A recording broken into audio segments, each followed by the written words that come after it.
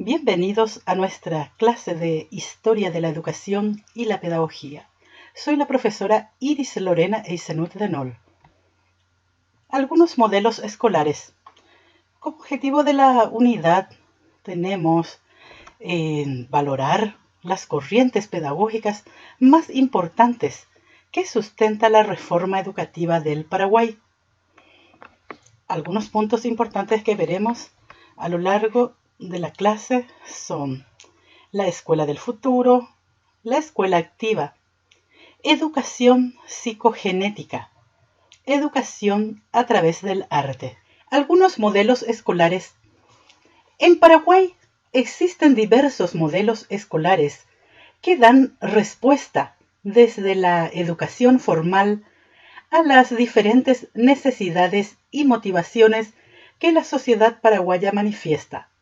Sabemos que la educación es parte de un sistema complejo denominado sociedad y como parte integrante, la educación influye y recibe influencias de todas las actividades que los miembros de la sociedad realizan. Todas estas influencias generan modelos escolares que se aplican a poblaciones específicas según las características que cada una presenta. A continuación, te presentamos algunos de los modelos escolares innovadores que se vienen implementando en nuestro país desde hace varios años. La Escuela del Futuro. La Escuela del Futuro es una propuesta escolar que plantea la tecnologización del sistema de enseñanza y aprendizaje. En su visión, todo el medio escolar será un aula inteligente, con cuadernos, tableros y paneles digitales. La Escuela del Futuro tiene una serie de características. Dispone de un amplio abanico de equipos informáticos y materiales multimedia. Tiende a una enseñanza más personalizada. Los docentes se ocupan especialmente de desarrollar la creatividad y de enseñar a los escolares a seleccionar los contenidos relevantes a partir de la sociedad digital. El profesor actuará como un orientador de saberes, será guía y asesor, capaz de enseñar a encontrar y a seleccionar en Internet y se ocupará especialmente de desarrollar la creatividad del alumnado. La limitación de esta modalidad escolar es el alto costo del soporte tecnológico en países como el nuestro, sobre todo cuando se comparan los costos de las maquinarias y equipos que se precisan con la infraestructura edilicia de que no se dispone. La escuela activa. La escuela activa es toda institución social que enseña al niño de acuerdo con las leyes biológicas, psicológicas y sociológicas que rigen su desenvolvimiento. La escuela activa es una propuesta que surge inspirada en las nuevas corrientes pedagógicas transmitidas por Froebel, Dewey, Freire, Cardoso, entre otros. Este modelo escolar plantea la participación y el protagonismo de los niños, los docentes y las familias en el proceso de aprendizaje. Esta propuesta propone al niño como centro de todas las actividades educativas, ya que la acción que él realiza es la que le permite aprender, de ahí el nombre de escuela activa. En nuestro país, el principal propulsor de esta metodología fue Ramón Indalecio Cardoso, quien tomó lo que podía adaptarse a nuestra realidad nacional y en 1922 elaboró el primer plan de reforma educativa del país. Cardoso fue un insaciable estudioso de la problemática educativa y de la historia nacional. No escatimó esfuerzo para difundir entre los educadores los principios y métodos de la escuela activa. Es conveniente destacar que su clara visión y sus esfuerzos no fueron totalmente aceptados en sus inicios. Fundamentó la importancia de la escuela activa afirmando que ésta es un laboratorio de la vida real en el que el alumno es constructor de su propio porvenir. Esta escuela desarrolla al niño valiéndose de sus propias fuerzas naturales, considerando su libertad, estimulando la superación espiritual, la responsabilidad, la solidaridad y el respeto para el desarrollo de la democracia. El fin de la escuela activa es la perfección integral del alumno, siendo importante desarrollar la inteligencia para la adaptación al medio en el que debe desenvolverse y llegar a ser miembro útil de la sociedad. Cardoso recomendó dar igual importancia a los juegos, a la gimnasia, a la actividad manual, a la actividad mental y a la formación de carácter. El perfil del educador de la escuela activa que presenta debe consagrarse al niño, comprendiendo su naturaleza infantil. Para ello debe estudiar, observar a cada sujeto, para así educar a cada uno según su capacidad. El maestro de la escuela activa no puede obrar al azar, sino fundamentar su acción a las verdades de la ciencia.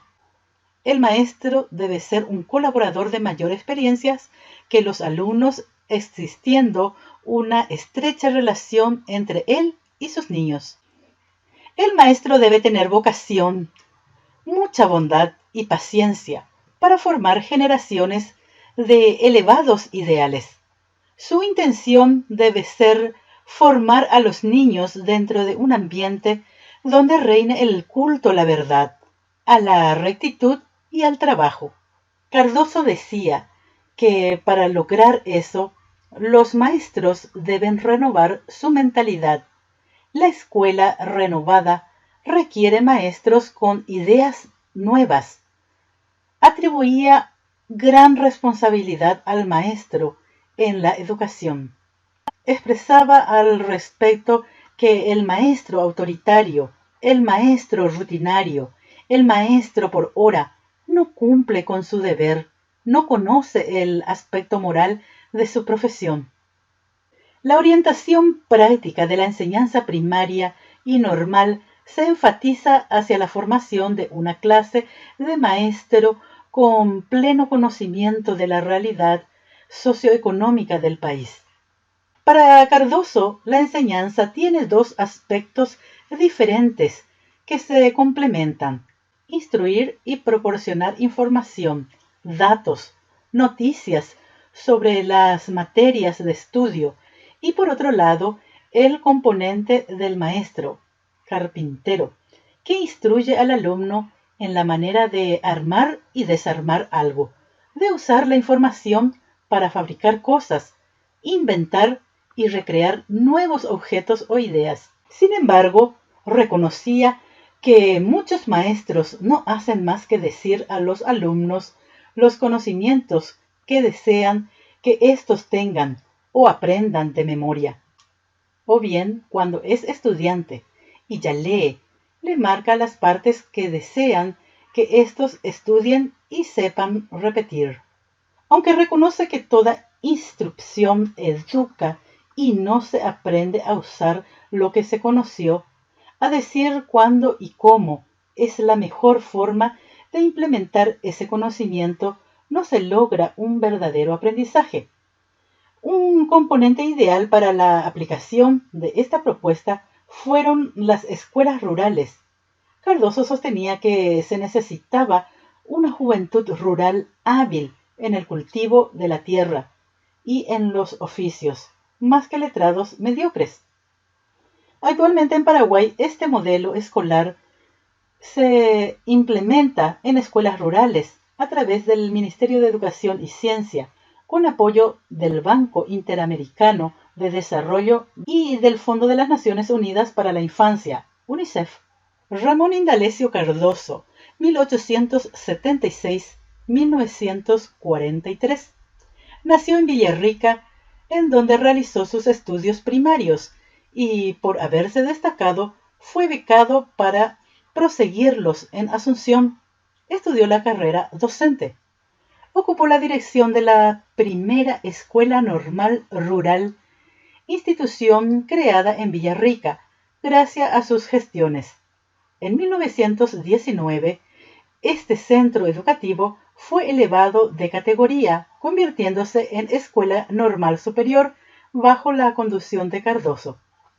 En poco tiempo la Escuela Normal llegó a ser un instituto modelo gracias a la aplicación de los principios de la Escuela Nueva.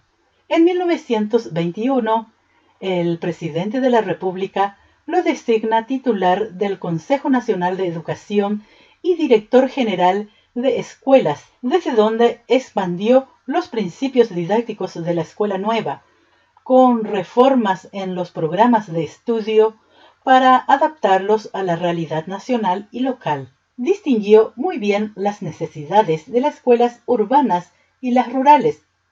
Bajo la influencia de grandes pedagogos como Pestalozzi, Froebel, introdujo en nuestro país el kindergarten. Educación psicogenética. La perspectiva psicogenética se fundamenta en la teoría de Piaget y se complementa con la teoría de Vygotsky. En América Latina son sus principales referentes Emilia Ferreiro, Ana María Kaufmann y Ana Tversky. En Paraguay, la sistematización de esta teoría fue impulsada sobre todo por el Instituto Buscando la Vida de Fundación en Alianza. En la perspectiva constructivista, la educación psicogenética se centra en comprender y acompañar el proceso de construcción del aprendizaje del niño. La educación psicogenética tiende que el niño trata activamente de comprender el sentido de las cosas, las relaciones que existen en el mundo, la naturaleza de la lectura y la escritura, entre otros. Para poder comprender, el niño formula hipótesis o teorías que le son propias y las prueba en la realidad, las conversa con otros y fundamenta sus ideas. La educación psicogenética no propone recetas, plantea un docente que conoce acerca de la evolución del pensamiento y la afectividad del niño y está cerca de sus alumnos, con el fin de comprender sus procesos y de acompañarlos mejor en ellos. En Paraguay, esta propuesta educativa fue uno de los fundamentos de la reforma. Sin embargo, no se llegó a implementar en las escuelas oficiales como tal. En la actualidad es implementada con diferentes matices en escuelas privadas como el Colegio del Sol, el Colegio Cooperativo Cuarajá, la Escuela Hermann Heiner de las aldeas SOS y en algunas escuelas públicas de Concepción. También existen experiencias en algunas escuelas de Fe y Alegría y en centros de educación inicial municipales, como por ejemplo el TEDIM, Taller de Impresión y Desarrollo Infantil de la Municipalidad de Asunción. Educación a través del arte. La educación a través del arte es una propuesta que considera que niños pueden expresarse mediante diferentes manifestaciones artísticas, dando a conocer sus sentimientos, emociones e ideas, y que además puede conocer el mundo mediante la apreciación estética. La educación a través del arte no es una escuela para formar artistas, sino que es una escuela que utiliza el arte como el medio privilegiado de expresión, comunicación y aprendizaje. El trabajo educativo se centra en la producción y en la apreciación. De esta manera el niño plasma sus vivencias y pueden hablar de ellas, compartirlas, proponer alternativas, etc. Y a la vez desarrollar un sentido crítico y propositivo. En su relación con el arte, el ser humano puede ser autor, cuando es quien crea la obra, por ejemplo, el compositor de una canción, el pintor de un cuadro o el dramaturgo que escribe una obra de teatro. Intérprete, cuando es quien ejecuta la obra para otros. Por ejemplo, el arpista, que toca una música, o la actriz, que representa un papel en una obra. Espectador, cuando es quien aprecia la obra. Por ejemplo, el público que asiste a una obra de teatro o el lector de un cuento. Crítico, cuando es quien analiza la obra, procurando comprender lo que el autor quiso decir, apreciando sus contenidos estéticos y su sentido. Los niños en una escuela con educación a través del arte vivencian todos estos roles en relación con el arte y con su propia expresividad, y mediante ellos pueden apropiarse de la realidad y de conocimientos que les serán útiles, además de lograr apertura de la sensibilidad de la persona hacia el mundo y hacia la sociedad particular en la que se desarrolla. La educación a través del arte fue impulsada en nuestro país por el TEI, Taller de Expresión Infantil, y la Escoliña de Arte. Algunos centros educativos asumen esta corriente, sobre todo en el nivel inicial. Bueno, como conclusión podemos decir que entonces que los modelos escolares se fundamentan en corrientes pedagógicas que a su vez se fundamentan en concepciones antropológicas, es decir, cómo se organiza la escuela. Depende de cómo se entiende la educación y el ser humano. 4 modelos importantes de la escuela paraguaya hoy son la escuela del futuro, la escuela activa, la educación psicogenética y la educación a través del arte. Muchas gracias por su atención y hasta la próxima.